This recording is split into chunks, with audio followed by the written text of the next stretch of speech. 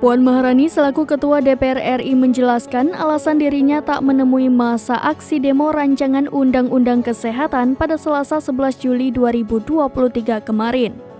Sebelum rancangan undang-undang disahkan menjadi undang-undang, Puan mengatakan pemerintah sudah membuka ruang diskusi.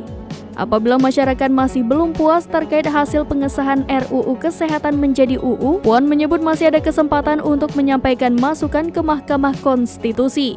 Masukan tersebut bisa disampaikan kepada pemerintah melalui Kementerian Kesehatan. Sebelumnya, pada Selasa kemarin DPR RI mengesahkan RUU Kesehatan menjadi undang-undang di rapat paripurna yang dipimpin langsung oleh Ketua DPR RI Puan Maharani.